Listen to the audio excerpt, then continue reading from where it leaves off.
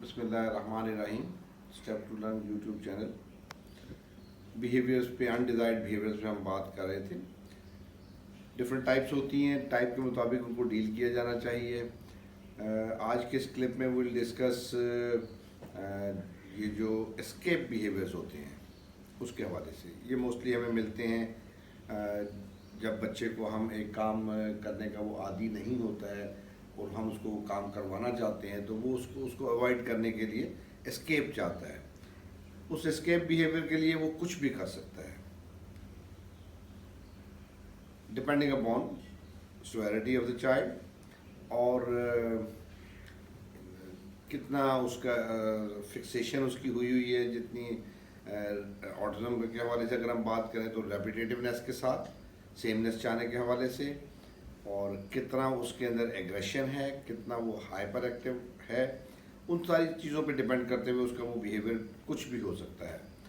कम से कम वाली साइड पे अगर हम देखते हैं मिनिमम वाली रिएक्शन में, तो वो शायद थोड़ा बहुत क्रैंकी सा बिहेवियर शो करे या क्राइंग बिहेवियर थोड़ा बहुत शो करे, और ऐसे माइल्ड केसेस के अंदर वो जल्दी ओवर हो जाता है। और depending upon the individual as well, जो उसको डील कर रहा है उसके ऊपर भी डिपेंड कर रहा होता है कि वो कितना उसको अंडरस्टैंड कर रहा है, कितना उसको उसके साथ वो पेयरिंग और उसके इंटरेस्ट की चीज़ों को इन्वॉल्व करते हुए ग्रेजुअली उसको उस तरफ लेके आता है काम की तरफ, या यकदम ही सारा बर्डन डाल देते हैं।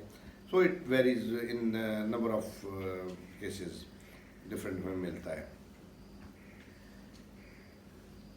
थ्रोइंग हो सकती है, हिटिंग हो सकती है, और क्राइंग हो सकती है, हेड बैंगिंग हो सकती है, फिर इसमें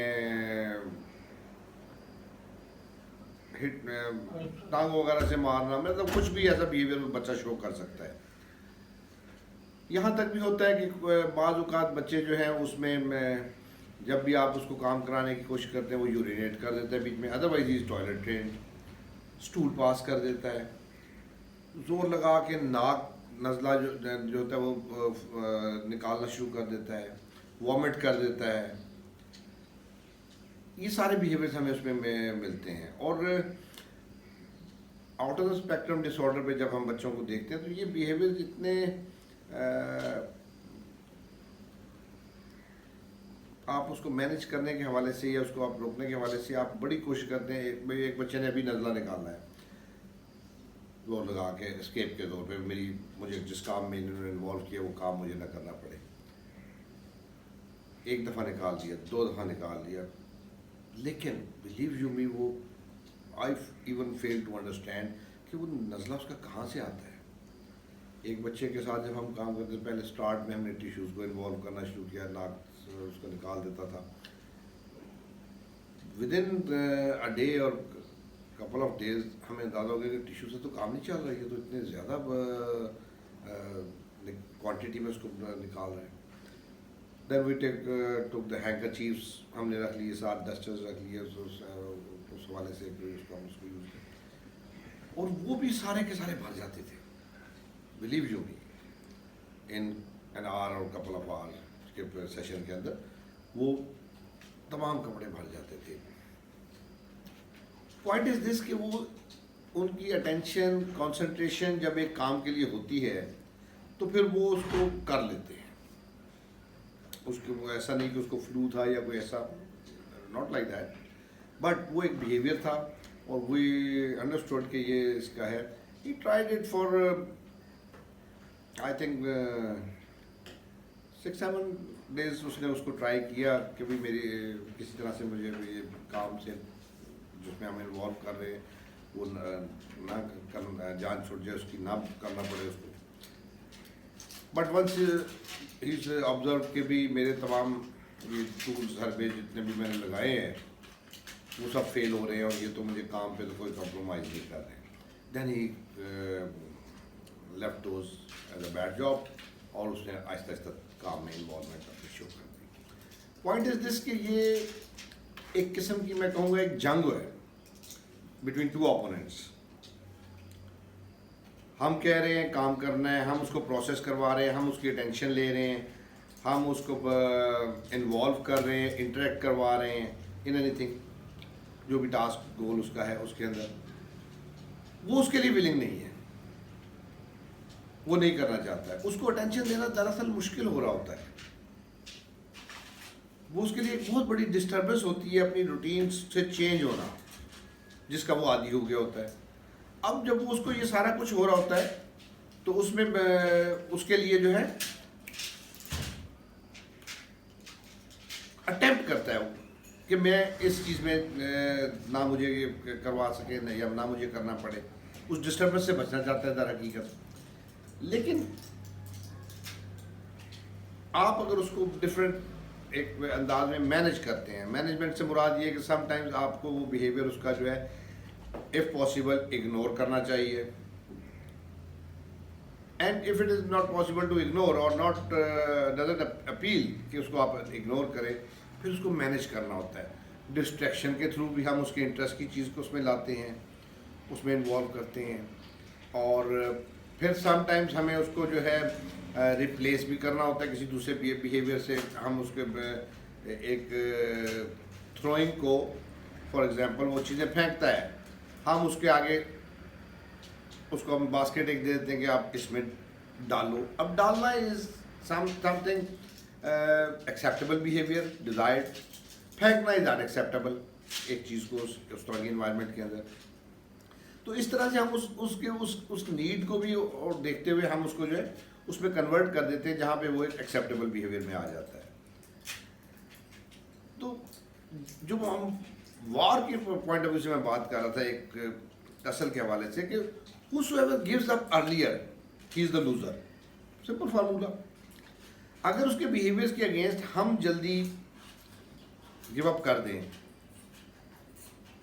मैनेज नहीं हो पा रहा, हम उसको अंडरस्टैंड नहीं कर पा रहे, whatsoever the reason is, now the child is the winner.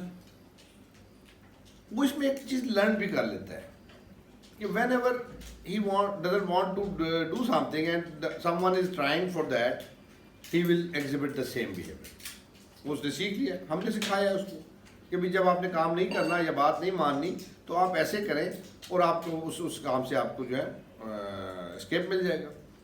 So this is something जो हमने उसको ओवर द पीरियड सिखा दिया है और उसमें वो उसको यूज़ कर रहे हैं।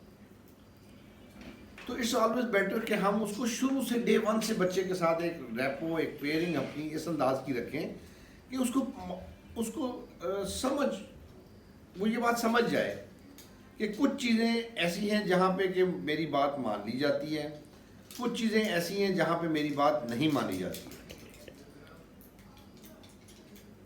या मुझे वो करनी होती है। एक वक्त आता है ओवर द पीरियड प्रैक्टिस के साथ, एक जब आप उसको ये समझदार होते हैं, रिसेप्टिव लैंग्वेज बहुत अच्छी होती है, दे अंडरस्टैंड, और एक वक्त आता है कि वो इस बात को अंडरस्टैंड कर लेते हैं कि मैं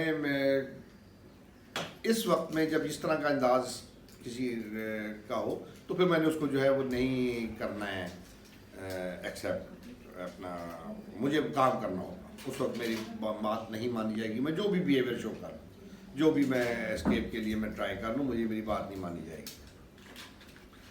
ये अंडरस्टैंडिंग अगर हम देने में कामयाब हो जाएं अर्लीस्ट जितना भी हो सके, फिर चीज़ें आसान हो जाती हैं। फिर हम अपने टास्क को, गोल को ग्रेजुअली इन्हेंस करते हैं, बर्डन उस पर आप कह लें बढ़ाते जाते हैं, जो उसका रिस्पॉन्स मिल रहा होता है, वो रिस्पॉन्स जो मिलता रहता है हम उस पर बर्डन डालते रहते हैं और वो आगे से आगे चीज़ें लर्न करता जाता है। उसके behaviours with in controllable limit रहते हैं जहाँ पे एक्सेप्टेबल होते हैं। एक स्टेज आती है जब वो बिहेवियर अगर हम उसको शुरू से ना करें, शुरू से हमने उसको आदि ही once he was a little boy of the 3+ और हमने उसको एक बात कहते थे वो नहीं सुनता था और हम उसको इग्नोर, हम अपने काम में रहते थे, हम उसको अलाउंस देते रहे कि भाई आप अभी तो ये छोटा है, बड़ा होगा तो ये मानने लग जाएगा। अब इसमें इस पीरियड के अंदर, इस सिस्टम के अंदर हमने उसको एक चीज़ सिखा दी है कि भाई मानो या ना मानो, इट्स ओके विद मी। अब जब हम उसको एक स्टेज आती है जब वो बड़ा हो जाता है, अब हम जब उसको काम की तरफ लाना चाहते हैं, अब प्रॉब्लम बढ़ जाता है। अब वो उसका बिहेवियर स्ट्रॉन्ग हो चुका होता है, उसके अंदर स्ट्रेंथ, एनर्जी ज़्यादा आ चुकी होती है और हम उस वक्त एक ऐसे फेज में होते हैं बीइंग पेरेंट्स कि हमारे लिए वो चीज़ें उसकी बड़ी एम्बैरसिंग और डिस्टर्बिंग होती हैं। हम उस वक्त जो है ईगर होते हैं कि ये जल्दी से हो जाए, और हम उसको दरअसल एक न्यूरोटिपिकल वाले अंदाज में चाह रहे होते हैं। एक बच्चे को जिस तरह से हम 2 दफ़ा एक बात समझाते हैं तो तीसरी दफ़ा वही एक्सपेक्ट कि वो शायद उस काम को उस तरह ना करे, वैसे करे जैसे हमने उसको समझाया है। हम ये चाह रहे होते हैं। तो this is something a difference between our thinking and child's response. उसका कसूर नहीं है बच्चे का, हमने उसको खुद सिखाया है शुरू से ही। तो that's why early intervention are very very important, कि जितना हम जल्दी इन चीज़ों को अडॉप्ट कर लेते हैं, समझ जाते हैं और उसको बच्चे को उस तरफ ले आते हैं, उतना चीज़ें आसान हो जाती हैं।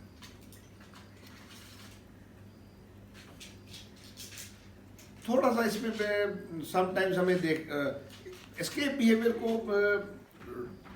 अंडरस्टैंड करने के लिए इट्स वेरी इंपॉर्टेंट कि हम उसको मेडिकल स्टेट को पहले रूल आउट कर दें कि कहीं कोई प्रॉब्लम तो नहीं उसको हो सकता है इशू हो जिस वजह से उसका बिहेवियर इस तरह के वो शो कर रहा है। वन, वो बड़े आराम से पता लग जाता है आपको। अगर वो आउट ऑफ दैट अटेम्प्ट भी अगर वो इस तरह से बिहेव ही कर, उस वक्त भी ऐसे ही बिहेव कर रहा है, then there is it's obvious कि वो उसको कुछ और इशू है। और इशू मेडिकल स्टेट भी हो सकती है, कंडीशन उसकी हो सकती है उस स्पेसिफिक पीरियड के अंदर। सेकेंडली उसके वो सेंसरी इश्यूज भी हो सकते हैं, अगर वो सेंसरी इश्यूज की वजह से उस तरह का काम कर रहा है। पेयरिंग भी हो सकती है, अगर आप उसके साथ अच्छे पेयर अप नहीं है तो आपके इन्वायरमेंट में वो उस तरह से बिहेव कर रहा है और दूसरी इन्वायरमेंट में नहीं कर रहा। तो इस अंदाज या आप उसको देख लेते हैं कि जब आप उसकी इंटरेस्ट का काम कर रहे हैं उस वक्त उसका बिहेवियर ठीक है, अदरवाइज उसका जब आप उससे इंटरेस्ट से हट के कुछ काम करवा रहे हैं तो उसमें उसका बिहेवियर इस तरह के बिहेवियर वो शो कर सकता है। तो इन चीज़ों को डिफ्रेंशिएट करना बहुत ज़रूरी होता है, फॉर द रीज़न कि अगर आप ये समटाइम्स अगर आप उसको अंडरस्टैंड ना करें तो ये नेगेटिव इफेक्ट भी इनका हो जाता है। फॉर एग्जांपल उसको सेंसरी इश्यूज थे और उसको कोई उस वक्त में जब आपने काम के लिए बिठाया उसका या काम आपने कोई उसको करवाना चाहा इन सीट बिहेवियर में या वैसे एक्टिविटी में, उस वक्त उसका जो इशू था वो some noise at that time was the thing which was disturbing him and which was not allowing him to process the things in the right way। अब उसके उस बिहेवियर के अगेंस्ट उसका क्राइंग थ्रोइंग जो भी behaviour उसने adopt किया, अब आप उसको इग्नोर कर रहे हैं तब भी वो गलत है। अगर आप उसको और अंदाज से मैनेज करने की कोशिश कर रहे हैं डिस्ट्रैक्ट, तो फिर उसमें शायद वो उसका वो बिहेवियर मज़ीद ख़राब भी हो सकता है। उसको एक पैटर्न रेपिटेटिव होने की वजह से या एक लर्न करने के अंदाज में वो चीज़ों को डिफरेंट अंदाज में लर्न कर, आपकी पेयरिंग भी इफेक्ट हो सकती है। So this is very important कि आप इन चीज़ों को डिफ्रेंशिएट करना सीखें कि मेडिकल स्टेट आपको भी अफेक्ट कर सकती है, ये भी आपको मालूम होना चाहिए। फिर सेंसरी इश्यूज जो होते हैं उनको भी आपको देखना चाहिए कि क्या किस तरह के सेंसरीज इश्यूज उसके हैं, हाइपर सेंसिटिव हैं और किस अंदाज के उसमें हैं। तो इन सारी चीज़ों के साथ आपको जो है स्ट्रेटजी जो है वो करनी चाहिए बच्चे के साथ अडॉप्ट। उसकी बेस के ऊपर जो है वो आप उसको जो है डील करें तो फिर वो उसके पॉजिटिव इफेक्ट्स आपको मिलेंगे इंशाल्लाह ताला। सेंसरी इश्यूज पे अलग क्लिप के अंदर मैं डिस्कस करूंगा कि वो सेंसरी इश्यूज किस तरह के हो सकते हैं और उसमें हमें किस अंदाज से करना चाहिए। लेकिन ये जो एस्केप बिहेवियर जहाँ पे आपको उसकी टाइप इस तरह की मिल जाए कि वो एस्केप बिहेवियर है, उस सूरत में आपको उस पर कंप्रोमाइज़ नहीं करना चाहिए। डिपेंडिंग अपॉन द रिएक्शन आपको उसको मैनेज करना चाहिए, आपको उसको डील करना सीखना चाहिए। लेकिन अगर आपने उसको एक्सेप्ट कर लेते हैं तो फिर आप समझें कि वो बच्चा आपके साथ कम से कम नहीं सीख सकता, दिस इज़ फॉर श्योर। तो उस बिहेवियर्स को आपको मैनेज करना, अंडरस्टैंड करना और उसके अगेंस्ट कुछ टेक्निक्स का आना बहुत ज़रूरी है। और दूसरी चीज़ उसमें इम्पॉर्टेंट ये आ जाती है कि एक बच्चे का अगर वो पहले से आपका उस तरह का पैटर्न अर्ली ईयर्स से नहीं बना हुआ, तो अब जब आप उसको उस तरफ लाना चाहेंगे, कोई भी एज हो, 5 साल है, 10 साल है, 15 साल है, कोई भी एज आप जिसमें भी आप उसको उस तरफ लाना चाहेंगे, जिसमें कि आप उसके साथ इन्वॉल्व होकर काम करना चाहेंगे। अब उसकी बिहेवियर्स की स्ट्रेंथनिंग होने पे, उसकी एज पे, उसकी इन्वायरमेंट पे आपको मेंटली प्रिपेयर होना चाहिए कि आपको टफ टाइम मिलेगा। कम एज में होगा तो कम मिलेगा, ज़्यादा हो चुका होगा या स्ट्रेंथन बिहेवियर होंगे उसके, अब आपको ज़्यादा एफर्ट करनी पड़ेगी। उसका कोई शॉर्टकट नहीं है, उसका कोई शॉर्टकट नहीं है फॉर द रीज़न कि आप कहें कि शायद मैं किसी और तरह से इसको मैनेज कर लूँ। नहीं, बहुत स्वीयर केसेस जहाँ पे हों बिहेवियरल इश्यूज, बहुत स्वीयर हो। बहुत स्वीयर से मुराद ये कि वो आप उसको फिज़िकली भी मैनेज नहीं कर पाते हैं, इतना वो बढ़ गया है बिहेवियर का सा। उस सूरत में कुछ medicine sometimes temporarily, I said for the very short period, help करती हैं। और फॉर इंस्टेंस एक बच्चा था बड़ा 11-12 साल का एज, ही लर्न के जी मैं जब भी उसको एक एनवायरनमेंट में लेके जाते थे तो वो स्टूल पास कर देता था, वैसे टॉयलेट ट्रेन था। अब वो समटाइम्स, और वो उसने specifically travelling with in the car with the family start किया, और उसको उन्होंने वी ट्राइड बेस्ट कि हम उसको किस तरह से मैं उसको ला सकें, लेकिन वो नहीं हो सका। फिर उसमें अल्टीमेटली उसको कंसल्ट कर किया हमने साइकेट्रिस्ट को, उन्होंने फिर उसको जो है उसके अगेंस्ट मेडिसिन दी, रिटालिन, इस तरह की मेडिसिन के मैं जनरली अपोज करता हूँ कि वो नहीं होनी चाहिए, बट उसकी बड़ी रीज़नेबल सी डोज के साथ उन्होंने उसको सजेस्ट की एंड इट वर्क गुड। वो बिहेव, उसने उसको उस फेज़ में भुला दिया, वो मेडिसिन उसको भुला देती थी कि उसने क्या करना था। This was the role of that medicine, but I understand कि वो मेडिसिन उसको भुला देती थी कि उसने कौन सा बिहेवियर पे किया हुआ था और उसने कैसा बिहेव करना था स्टूल पास करने के हवाले से। तो अल्टीमेटली इट वर्क, और विद इन फ्यू डेज उसका वो जो है वो क्लियर हो गया। इसी तरह से एक यूरिन के हवाले से भी बच्चे का मुझे याद है, एक बहुत हाइपर एक्टिव बच्चा था जिसको क्या आप के लिए हैंडल करना ही मुश्किल होता था, उसको भी एक मिनिमम सी डोज के साथ दैट मेडिसिन जो हम देते हैं that has to be replaced by the therapy at earliest, then it is useful. Otherwise उसके नेगेटिव इफेक्ट्स, साइड इफेक्ट्स जिनको हम कहते हैं, वो हमें पता होना चाहिए कि वो भी नज़र आएंगे हमें। तो वो इस तरह के बिहेवियर्स के साथ जो है उसका जो है चीज़ें जो हैं मैनेज हो जाती हैं। That's important to understand. तो उसको आपको ये यही चाहिए कि आप जितना जल्दी करें उतना अच्छा है, और जिस स्टेज पे करें तो आप मेंटली प्रिपेयर रहें कि अब ये अगर पहले 2 दिन में होना था तो अब 7 दिन में होगा या 15 दिन में होगा या महीना लगेगा आपको उस तरफ आने के लिए। अब उसका आप कहें कि अभी उस प्रैक्टिस के बगैर वो हो जाए तो शायद वो मुमकिन नहीं है। उसमें अल्टीमेटली उसके डेवलपमेंट में जो डिले है वो फर्दर बढ़ने के chances. I hope it helps in understanding the escape behaviors and how to focus upon that. Management इसकी कोई स्पेसिफिक नहीं मैं कह सकता कि भाई ये करें तो बिहेवियर ठीक हो जाना चाहिए या चेंज हो जाना चाहिए। ये वेरी करता है हर बच्चे के लिए, हर टाइप ऑफ बिहेवियर के लिए वो स्ट्रेटजी आपकी जो वो वेरी करती है। टिप्स उसमें हमेशा हम आपसे शेयर करते रहते हैं स्टेप टू लर्न के वीडियोस के अंदर, जिसमें कि हम डेमोन्स्ट्रेशन में भी मैं आपको शो कर रहा होता हूँ, यही चीज़ें जो मैं आपको बताता हूँ ये प्रैक्टिकली भी आपको डेमोन्स्ट्रेट कर रहा होता हूँ। सिमिलरली लेक्चर्स फॉर्म में भी मैंने बहुत सारी चीज़ें अपडेट नेट पे आपको बहुत सारे रिसोर्सेज मिल जाते हैं। आप खुद ओवर द पीरियड लर्न कर लेते हैं कि ये बिहेवियर को ऐसे डील किया जाए तो अच्छा होता है। एक दफ़ा कुछ कॉन्सिक्वेंस दे के, कभी उसकी कॉज रिमूव करके, कभी कुछ डिस्ट्रैक्ट करके, समथिंग लाइक दैट।